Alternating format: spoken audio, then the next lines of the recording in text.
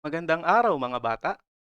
Ang ating aralin sa ESP o Edukasyon sa Pagpapakatao ay pinamagatang Pagsusuri sa Sarili at Pangyayari. Araw-araw ay nakikita mong ang iyong sarili sa salamin o ikaw ay madalas mag-selfie, kaya't pamilyar ka sa hugis ng iyong muka, mga labi, ilong o maging ang kulay ng iyong mga mata, ng iyong balat at ng iyong buhok. Pero kilala mo ba talaga ang iyong sarili nang higit pa sa mga panlabas na katangian lamang? Higit sa mga pisikal mong katangian, mahalaga ring makilala mo at maunawaan ang iba mo pang taglay na katangian sapagkat ito ay bahagi ng iyong sarili na makakaimpluwensya sa mga gagawin mong desisyon o kilos sa araw-araw. Dito, mahalagang maunawaan mo ang kahalagahan ng pagsusuri ng sarili o personal na pagsusuri, self-reflection, kung saan masigit mong mauunawaan kung sino ka talaga, ano ang iyong mga pagpapahalaga, at bakit ganyan ka mag-isip at kumilos. Ano nga ba ang ibig sabihin ng personal na pagsusuri? Isang mahalagang bahagi ng proseso ng mapanuring pag-iisip ay ang kakayahan na kilalanin ang iyong sarili at suriin ang mga bagay o pangyayari na may kinalaman sa iyong sarili, sapagkat ang mga ito ay makakaapekto sa iyong magiging aksyon o desisyon na ginagawa sa araw-araw at mararanasan sa hinaharap. Ang pagsusuring personal o pagsusuri ng sarili ay isang proseso na nagbibigay daan upang higit mong maunawaan kung sino ka, ano ang iyong mga pagpapahalaga, kung bakit ganyan kang mag-isip at kumilos. Ito ay isang paraan upang maiayon mo ang iyong buhay sa kung ano ang nais mong mangyari na nangangailangan ng masusing obserbasyon at malalim na pagsusuri ng sarili upang umunlad ka bilang isang tao. Ano ang kahalagahan ng pagsusuri ng sarili? Isa-isahin natin ang mga kahalagahan nito. Una, ito ay nagpapatatag ng relasyon. Sa pagsusuri mo kung paano ka makitungo sa iyong kapwa, nagkakaroon ka ng pagkakataon na baguhin ang sarili upang maging mas maayos ang inyong samahan. Gayon din, nagkakaroon ka rin ng pagkakataong malaman ang totoo mong damdamin para sa isang tao o grupo ng mga tao na nagiging daan upang masigit mo silang makilala na mahalagang aspeto ng pagpapatatag ng anumang uri ng relasyon. Ikalawa, ikalawa sa kahalagahan ng pagsusuri ng sarili ay higit na nagiging malinaw ang bagay-bagay o sitwasyon. Ang pagsusuri mo ng iyong sarili ay isang paraan upang maliwanagan mo ang mga bagay na gumugulo sa iyo. Nakikita mo ng mas malinaw at makatwiran ang isang sitwasyon. Halimbawa, kapag ikaw ay malungkot o galit, mahirap makapag-isip ng tama sapagkat ang iyong kakayahang mag-isip ay napipigilan ng matinding damdamin. Kung ikaw ay may kakayahang magsuri ng iyong sarili at mga bagay na may kinalaman sa iyo, nakikita mo ng malinaw at makatwiran ang sitwasyon gamit ang iyong pag-iisip. Nakikita mo ang mabuti at masama sa sitwasyon.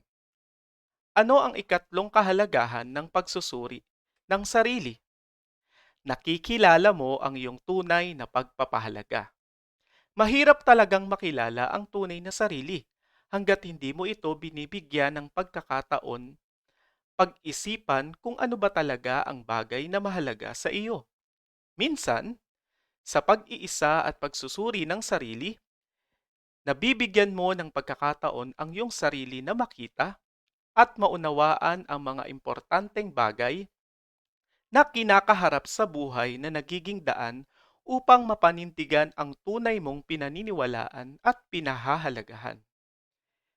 Ikaapat, napapaunlad ang kakayahang bumuo ng mabuting desisyon o pagpapasya.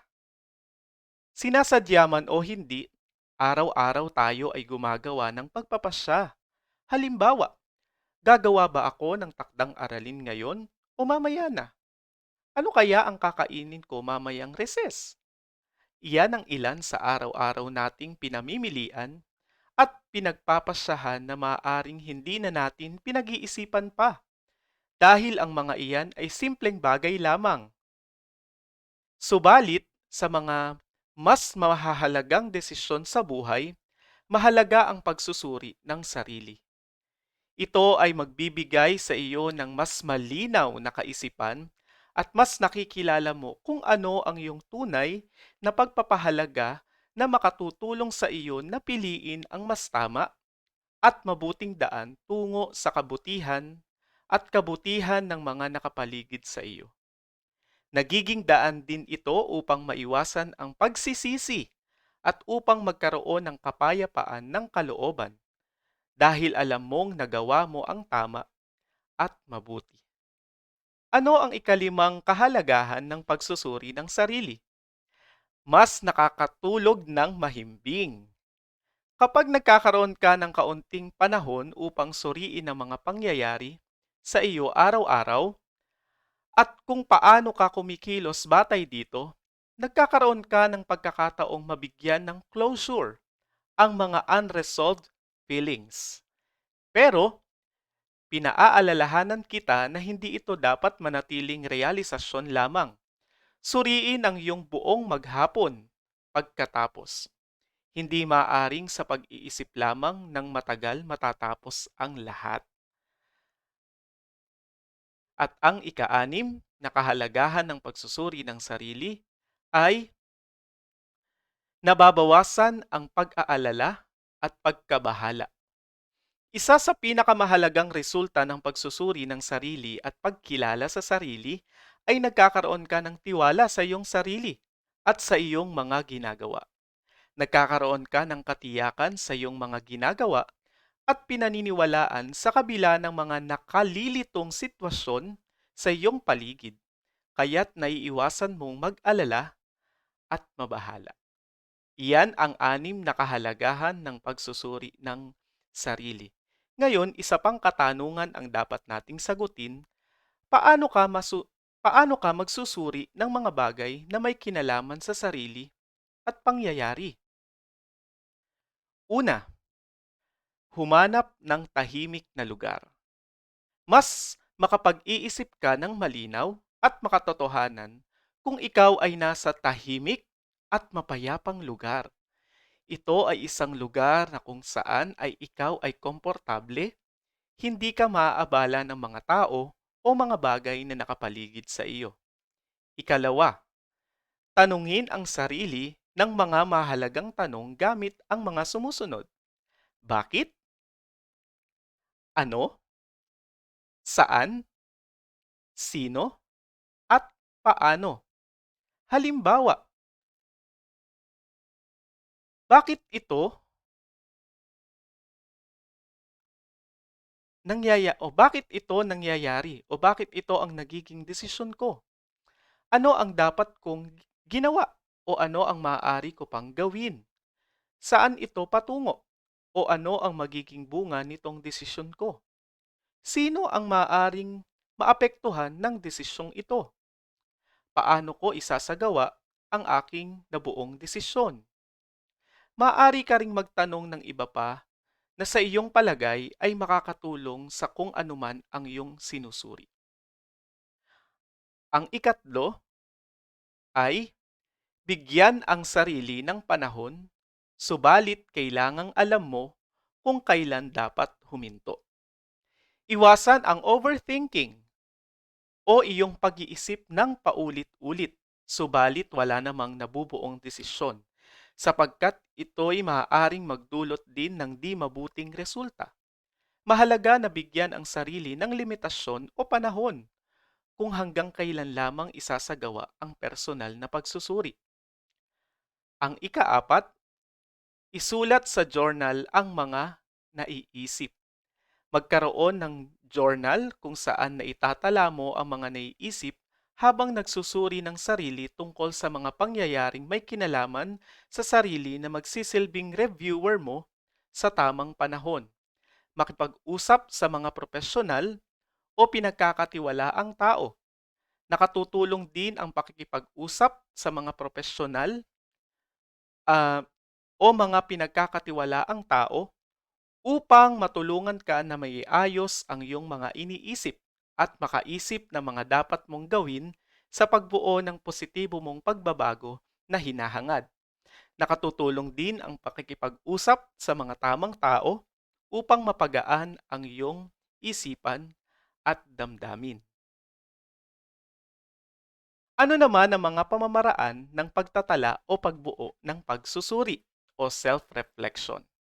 Una ay ang pagbuo ng antas ng pagsusuri o yung tinatawag nating levels of reflection.